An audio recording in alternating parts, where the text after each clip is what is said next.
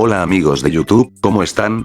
Este es un video fuera de lo común en mi canal, ya que este es muy personal en el que quiero hablar algunas cosas. Uno de los temas que me gustan es la animación, por sus mundos, historias, personajes, y varios elementos que ya hablé en un video. Hoy voy a comentar de cómo me gustaría realizar una película o serie animada, basada en mi visión, gustos, ideales, entre otros aspectos. También en ciertos casos voy a hablar un poquito sobre algunos puntos controversiales que podrían dividir a una o más personas, y los siguientes argumentos son basados en mi propio criterio, ya que cada individuo tiene su manera distinta de crear un producto audiovisual, ya sea libros, películas, series, canciones, cómics, etc. Así que sin nada más que decir, voy a comenzar. Este video quedará organizado de la siguiente manera: géneros, estilo de animación, temas por tratar, tramas o elementos narrativos, público objetivo, mensajes o enseñanzas que quiero dejar, errores que voy a cometer, y final.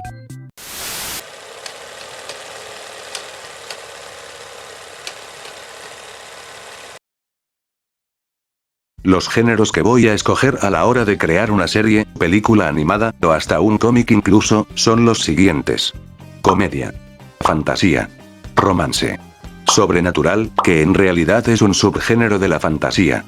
Estos los elegiré como géneros principales, y secundarios como drama y acción. Los escogí porque sinceramente son de mis géneros favoritos, al momento de ver una serie animada, cómic, película, etc. Ahora, vamos a definirlos, tanto principales como secundarios.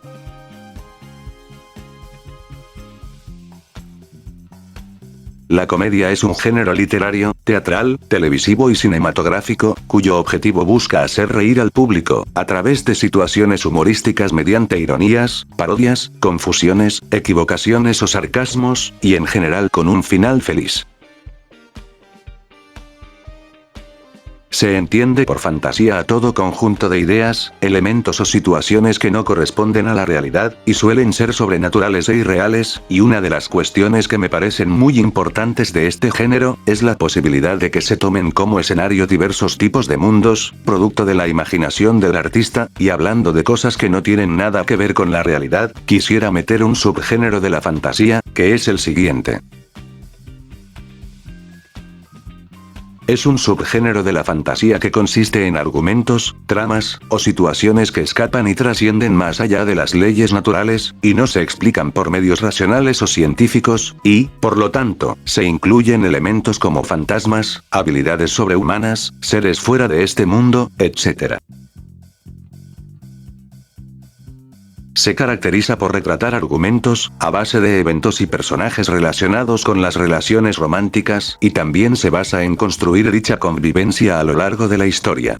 Normalmente este género se centra en la relación sentimental, aunque puede complementarse con otros géneros, como los que he mencionado anteriormente. Ahora, vamos a definir los géneros secundarios.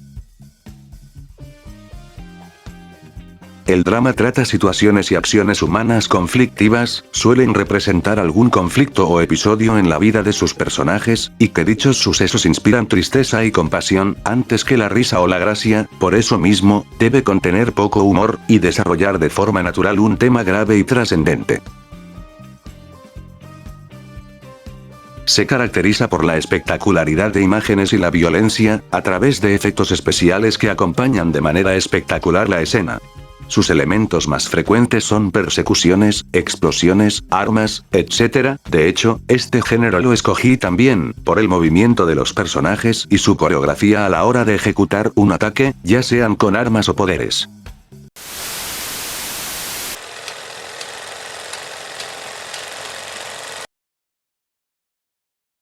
Llegamos al punto que consiste en cómo va a ser mi estilo de animación a la hora de crear una serie, película animada o cómic, y a continuación, voy a hablar de ello. Yo personalmente prefiero la animación 2D, ya sea a mano o digital, y te diré por qué. Este estilo en mi opinión es el que más me gusta de todos, por su calidez, mayor expresividad en los rasgos de los personajes, y muchas veces experimental y caricaturesca, sin casi sufrir limitaciones técnicas. La satisfacción de que una persona haga esto con sus propias manos es impresionante, donde la realidad no conoce límites, no envejezca tan mal, y que me transmita un sentimiento en vez de que parezca realista. Además, no tengo nada en contra del 3D, grandes obras también salen de ahí, pero en mi opinión, hay algunos casos en que este medio carece de personalidad en ocasiones, por lo tanto, dicho estilo lo utilizaría como algo complementario, y no primordial, aunque no estaría tan mal crear una película híbrida entre ambos mundos.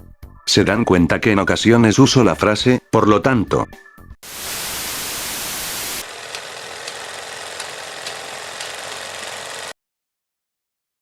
Los temas que voy a tratar en mi obra son la soledad, temas psicológicos como las emociones, pérdidas, traumas, superación personal, etc., la confianza, inclusión, discriminación, también tocaría tópicos sociales como el bullying, e incluso tramas sobre sexualidad, y elementos que voy a tocar en el siguiente punto.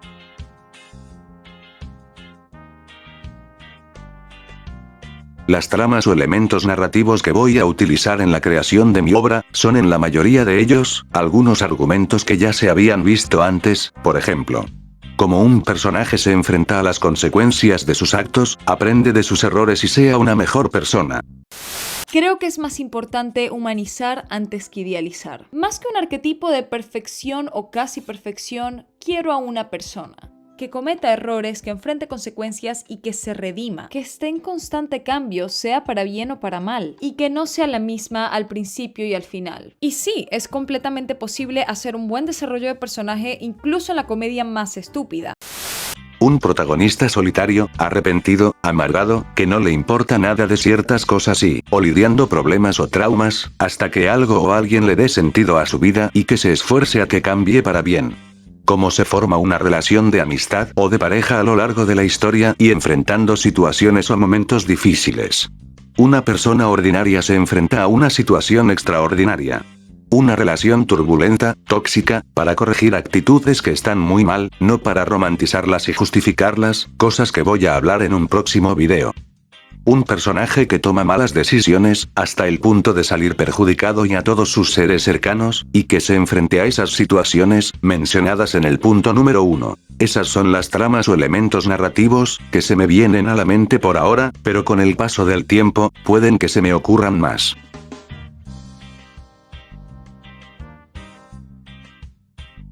Mi público objetivo será adolescente y adulto, por la complejidad de los temas a tratar, para que se puedan identificar con la historia, los personajes, el mensaje que quiero dejar, y voy a utilizar algunos elementos como el sexo y la violencia.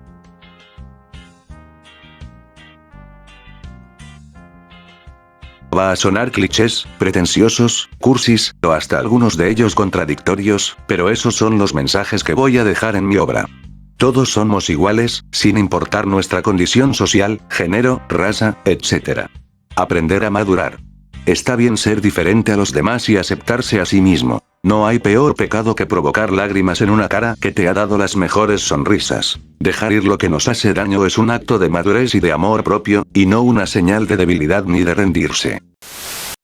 Alejarte de quien te hace daño es un acto de amor propio. El otro día leí en Instagram una frase que decía: quien te quiere no se va. Esto no solo es falso, sino que además puede causar daño innecesario y falsas expectativas a personas que ya han sufrido lo suficiente. Personas que comen mierda todos los días en una relación que no les conviene, pero que no pueden soltar porque no saben cómo vivir con ellos mismos. Esas frasecitas baratas son la clase de romance de Disney que abunda en los medios de entretenimiento pero que en la vida real no existe. ¿Te quedarías en una relación en la que te hacen daño? Una relación en la que te hacen sentir menos, te engañan y hasta te maltratan. Solamente para demostrar amor de verdad a alguien que no tiene nada bueno para darte. Las relaciones de pareja en la vida real son mucho más complejas que eso. Una relación de verdad no se basa solamente en amar incondicionalmente, porque resulta que sí que hay muchas condiciones para que una relación sana funcione. No importa cuánto ames, si no es recíproco, estás en el lugar equivocado.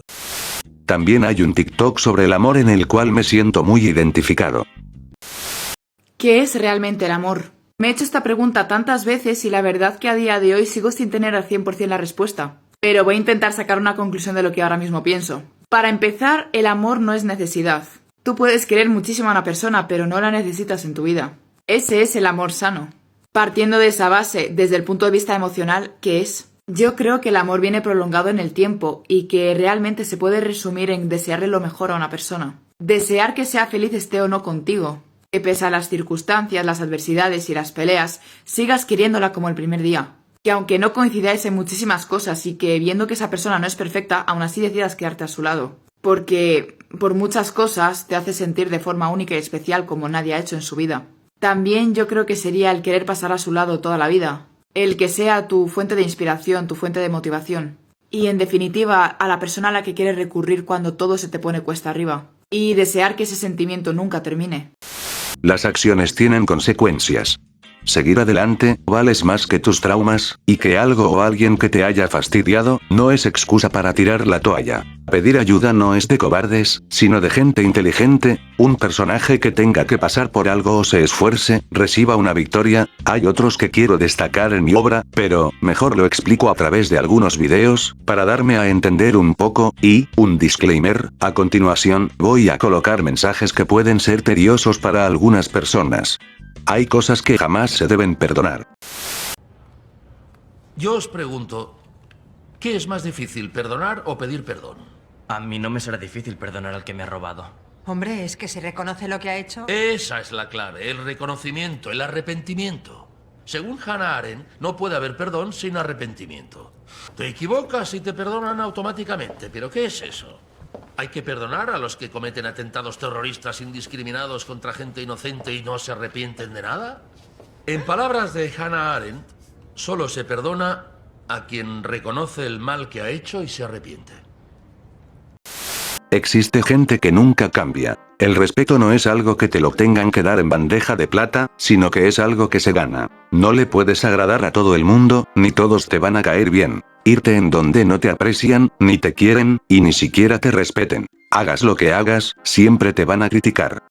Sin importar qué tan bueno seas haciendo lo que haces, siempre te van a criticar, siempre te van a juzgar y siempre te vas a encontrar con detractores que van a cuestionar tus intenciones y tus capacidades. Entonces, si es algo que no se puede evitar, ¿por qué preocuparse? Empieza a escucharte a ti y no a los demás. Fortalece tu carácter para superar ese miedo al qué dirán y enfócate desde ya en lo que tú quieres hacer. Incluso si intentaste todo por una persona, y no lo supo valorar, lo mejor es alejarte de ahí. Sí hay un límite para dejar de luchar por alguien. Si ya lo diste todo, luchaste, buscaste, intentaste y amaste con todo tu corazón, es suficiente. Esa persona quizá no lo supo valorar o no lo supo ver, y solo significa que no es para ti. Así que ya, aléjate de ahí que estás para muchísimo más. Sígueme si necesitas un consejo.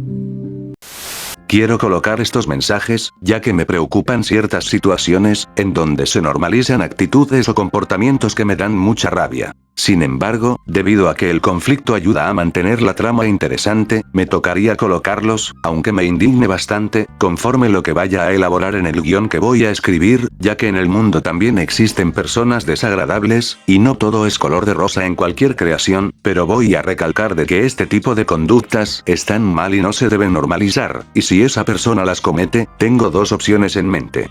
Que utilice esta trama para que la persona enfrente consecuencias, pida disculpas por sus acciones, se redima, y sea mejor consigo mismo y con los demás. O, la persona jamás cambie, retroceda, no aprenda de sus errores, y que todos se alejen de ella gracias a sus actitudes, por el bien de todos.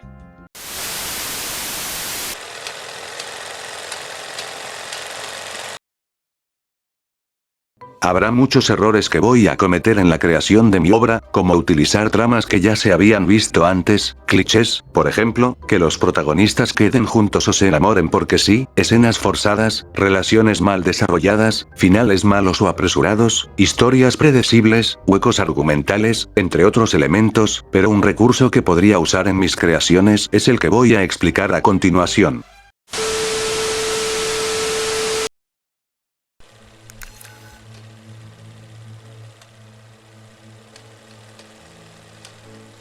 Se denomina Deus Ex Machina, a toda trama que se resuelve a través de un elemento, personaje o fuerza externa que no haya sido mencionado con anterioridad y nada tenga que ver con los personajes ni la lógica interna de la historia. Su origen, se remonta al teatro griego y romano, cuando al final de la obra, aparecía por medio de una grúa, un actor interpretando a una deidad, para intervenir y solucionar el problema cuando los protagonistas no podían solucionarlo por sus propios medios. Tengo ejemplos que se me vienen a la mente los cuales son: el protagonista salvado por algún evento o casualidad. Cuando un personaje se creía muerto o desaparecido, sale de la nada y ayuda al protagonista. El poder del amor o la amistad. El personaje principal teniendo un poder que no se había establecido. Un ejército que sale de la nada para solucionar los problemas. El villano hablando por mucho tiempo, antes de ejecutar su plan malvado delante de los héroes. Todo lo que pasó fue un sueño. Hay muchos ejemplos sobre ese recurso, pero son los que voy a redactar en el video, y creo que entendieron la idea. Como dijo un youtuber que admiro. Y es un recurso polémico. Bien usado, puede ser muy divertido y sorpresivo. Pero mal usado, puede darle al espectador la sensación de que se burlaron de él, de que lo estafaron, que plantearon algo que luego decidieron no cumplir. Y ese es el problema del Deus Ex Machina. Por un lado, te puedes sentir aliviado, pero por otro te sientes estafado, ya que al ser un elemento externo el que salva la situación, el acontecimiento no resulte creíble, o roce en lo absurdo. Por ejemplo, los personajes ganan sin hacer prácticamente nada, y no tienen que ver con el asunto, algo sacado de la manga cuando convenga la trama, los esfuerzos del personaje echados a la basura, entre otros aspectos. Ahora que he explicado el Deus Ex Machina, voy a explicar por qué voy a utilizar ese recurso. Ya sea por pereza al escribir el guión, inexperiencia, resolver el conflicto con facilidad, o desespero al ver a mis personajes en una situación imposible, o que genere tensión, caiga en este recurso narrativo, y no solo una vez, sino varias veces, por ser una técnica fácil de utilizar, al solucionar un problema de los protagonistas que no pueden salir por su cuenta, o por lo menos usarlo con muchísimo cuidado, aunque los espectadores salgan decepcionados o estafados. Esos son algunos de los errores que cometeré cuando vaya a crear una obra, pero lo primordial es que tengo que aprender de ellos, y le voy a poner esfuerzo y pasión a mis proyectos.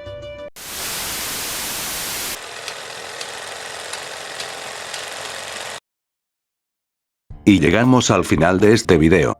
En lo personal, si quiero hacer una película o serie animada porque me parece un buen medio para contar una historia, y disfrutable para todo tipo de público, y no un género como algunas personas piensan, y quiero plasmar mi visión a través de estas libertades, pero por ahora, me voy a tener que conformar con hacer un cómic, pues no hay limitantes de tiempo, ni restricciones en mis ideas, como en los estudios grandes. Soy un sujeto que hago videos con lo cuento sobre lo que me gusta. Quizá a largo plazo pueda desarrollar más habilidades y busque inspiración en otras obras para motivarme, a pesar de que tengo la esperanza en estudiar lo que más me apasiona en mi vida. Eso es todo por hoy, no olviden darle like, suscríbanse a mi canal, y activen la campana de las notificaciones para que YouTube les avise cuando suba un nuevo video. Síganme en mis redes sociales para estar en contacto conmigo, e informarles sobre próximos proyectos. Nos veremos muy pronto, hasta la próxima.